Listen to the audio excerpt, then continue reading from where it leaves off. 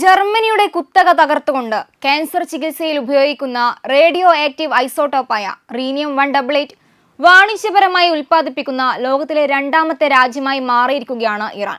Iran ആണവോർജ്ജ സംഘടനയുടെ 6 പ്രധാന സാങ്കേതിക നേട്ടങ്ങൾ അനാച്ഛാദനം ചെയ്തുകൊണ്ട് ദേശീയ ആണവ സാങ്കേതിക ദിന ചടങ്ങിൽ പ്രസിഡന്റ് മസൂദ് പെസഷ്കിയാനാണ് ഈ വിവരം പങ്കുവച്ചത്.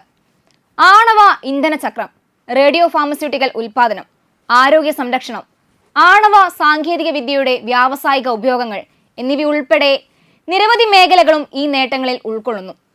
ആരോഗ്യ സംരക്ഷണ വിഭാഗത്തിലെ ഒരു പ്രധാന നേട്ടം റീനിയം 188 അടങ്ങിയ ഒരു പുതിയ സ്കിൻ ക്രീമാണ്. ഇത് സാധാരണ ത്വക്ക് ക്യാൻസറുകൾ ചികിത്സിക്കുന്നതിനുള്ള നൂതനമായ ഒരു പരിഹാരമാണ്. 16.9 മണിക്കൂർ ഹ്രസ്വമായ അർദ്ധായുസുള്ള ഉയർന്ന ഊർജ്ജ ബീറ്റ എമിറ്റിംഗ് റേഡിയോ ഐസോട്ടോപ്പാണ് റീനിയം 188. ഇത് ചികിത്സാ ന്യൂക്ലിയർ മെഡിസിന് വളരെ വലിയ പ്രതീക്ഷ നൽകുന്ന ഒന്നാണ്. ഇതുവരെ റീനിയം 188ന്റെ ഏക വാണിജ്യ ഉൽപ്പാദക രാജ്യമായി ജർമ്മനിയായിരുന്നു മുൻനിരയിൽ ഉണ്ടായിരുന്നത്. എന്നാൽ ഈ കുത്തകയാണ് ഇറാൻ തകർത്തത്. ആരോഗ്യ സംരക്ഷണ മേഖലയിൽ മറ്റു 2 വിപ്ലവകരമായ റേഡിയോ ഫാർമസ്യൂട്ടിക്കലുകളാണ് ഇറാൻ അവതരിപ്പിച്ചത്. 30-ലധികം തരം ക്യാൻസറുകൾ കണ്ടെത്തുന്നതിനായി രൂപകൽപ്പന ചെയ്ത ഗാലിയം FAPI, വിപുലമായ ക്യാൻസറുകൾക്ക് ലക്ഷ്യം വെച്ചുള്ള ചികിത്സ വാഗ്ദാനം ചെയ്യുന്ന ലുട്ടീഷ്യം FAPI എന്നിവയാണത്. ഇത് ഉൽപ്പാദിപ്പിക്കുന്നതിനായി സംഘം വിവിധ ഘട്ടങ്ങളിലൂടെ കടന്നുപോയതായി AEOI മേധാവി മുഹമ്മദ് ഇസ്ലാമി അറിയിച്ചു. ഇന്ന് ശാസ്ത്ര, സാങ്കേതിക, വ്യാവസായിക മേഖലകളിൽ പ്രതിവർഷം 150ഓളം നേട്ടങ്ങൾ കൈവരിക്കാൻ കഴിയുന്ന തരത്തിൽ സംഘടന പക്വത കൈവരിച്ചുവെന്നും അദ്ദേഹം പറഞ്ഞു. ഇതൊരു വിജ്ഞാനാധിഷ്ഠിത സമ്പദ് വ്യവസ്ഥയുടെയും മൂല്യശൃംഖലയുടെയും പ്രാധാന്യത്തെ അടിവരയിടുന്നു. ഇവ ആഭ്യന്തരമായി ഘനജല ഉൽപാദനത്തിൽ അധിഷ്ഠിതമാണ്. സംഘടനയുടെ റേഡിയോ ഫാർമസ്യൂട്ടിക്കലുകളും മറ്റു ഉൽപ്പന്നങ്ങളും ഇപ്പോൾ ലോകമെമ്പാടുമുള്ള കുറഞ്ഞത് 15 രാജ്യങ്ങളിലേക്കെങ്കിലും കയറ്റുമതി ചെയ്യുന്നുണ്ടെന്നും നൂതന സാങ്കേതിക വിദ്യകളിൽ മുൻനിരയിലുള്ള രാജ്യങ്ങൾക്ക് AEOIയുടെ കഴിവുകൾ പ്രയോജനപ്പെടുമെന്നും അദ്ദേഹം പറഞ്ഞു. ജനങ്ങൾക്കും സമൂഹത്തിനും പ്രയോജനകരമാകുന്ന തരത്തിൽ ആണവ സാങ്കേതിക വിദ്യ ഉപയോഗിക്കുക, അറിവിന്റെ അതിരുകൾ ഭേദിക്കുക, അധിക മൂല്യം സൃഷ്ടിക്കുക, രാജ്യത്തിന്റെ സാമ്പത്തികവും സാമൂഹികവുമായ നില മെച്ചപ്പെടുത്തുക എന്നിവയാണ് ഈ പദ്ധതികളിലൂടെ ഉദ്ദേശിക്കുന്നതെന്നും അദ്ദേഹം ഊന്നി പറഞ്ഞു.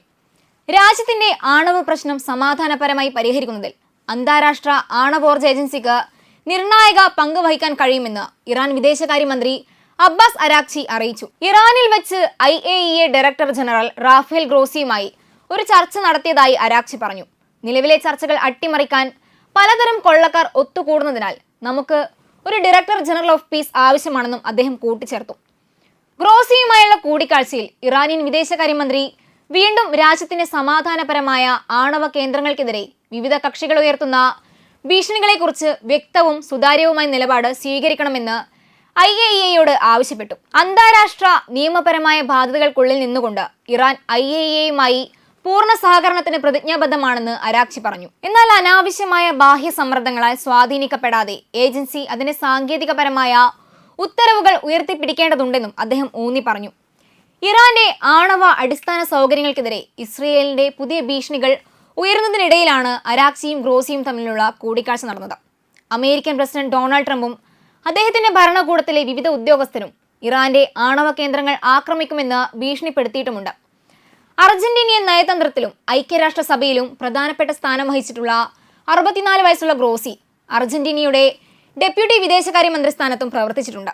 2019 ഡിസംബറിൽ ഇറാൻ ആണവ കരാറിൽ നിന്ന് അമേരിക്ക പിന്മാറിയതിന് പിന്നാലെയാണ് ഗ്രോസി IAEAയുടെ ഡയറക്ടർ ജനറലിന്റെ റോൾ ഏറ്റെടുത്തത്. അതിനിടയിൽ രാജ്യത്ത് ഊർജ്ജ ആവശ്യകത വർദ്ധിച്ചു വരുന്ന സാഹചര്യത്തിൽ മാർച്ച് അവസാനം വരെയുള്ള ഇറാനിലെ താപവൈദ്യുത നിലയങ്ങളുടെ വൈദ്യുതി ഉൽപ്പാദനം പുതിയ റെക്കോർഡ് സൃഷ്ടിച്ചതായി ടെഹ്റാൻ ടൈംസ് റിപ്പോർട്ട് ചെയ്തു. മാർച്ച് 20 വരെയുള്ള സമയം തങ്ങളുടെ പവർ പ്ലാന്റുകളിൽ നിന്നുള്ള വൈദ്യുതി ഉൽപ്പാദനം മൊത്തം 351 ദശലക്ഷം മെഗാവാട്ട് മണിക്കൂറിൽ എത്തിയതായി ഇറാനിലെ thermal power plants holding company അറിയിച്ചു. ഇറാന്റെ മൊത്തം വൈദ്യുതി വിതരണത്തിന്റെ 94% വഹിക്കുന്ന കമ്പനി കഴിഞ്ഞ വർഷത്തിൽ തങ്ങളുടെ കമ്പൈൻഡ് സൈക്കിൾ പവർ പ്ലാന്റുകൾ ഉൽപ്പാദനം 2.2% വർദ്ധിപ്പിച്ച് 202 മെഗാവാട്ടായി ഉയർത്തിയിരുന്നു. ഗ്യാസ് അധിഷ്ഠിത പ്ലാന്റുകളിലെ ഉൽപ്പാദനം 4.4% വർദ്ധിച്ച് 67 മെഗാവാട്ടായി. അതേസമയം ഇതേ കാലയളവിൽ മൊത്തം ഉൽപ്പാദനത്തിന്റെ 82 മെഗാവാട്ട് നീരാവി പ്ലാന്റുകളിൽ നിന്നാണെന്നും റിപ്പോർട്ടിൽ പറയുന്നു. പരമ്പരാഗത ഗ്യാസ് ഫയർ പവർ പ്ലാന്റുകളെ നവീകരിക്കുന്നതിനായി ഇറാൻ സമീപ വർഷങ്ങളിൽ വൻതോതിൽ നിക്ഷേപം നടത്തിയിട്ടുണ്ട്.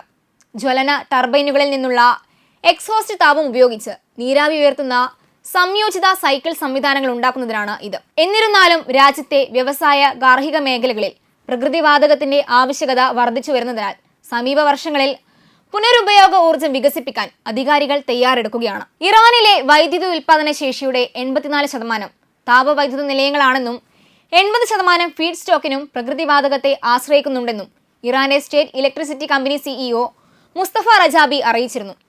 മാത്രമല്ല, നിലവിലെ വൈദ്യുതി ഉൽപാദന ശേഷി കണക്കിലെടുക്കുമ്പോൾ ഇറാൻ ലോകത്തിലെ 16ാമത്തെ വലിയ വൈദ്യുതി ഉൽപാദക രാജ്യമാണെന്നും റജാബി പറഞ്ഞു.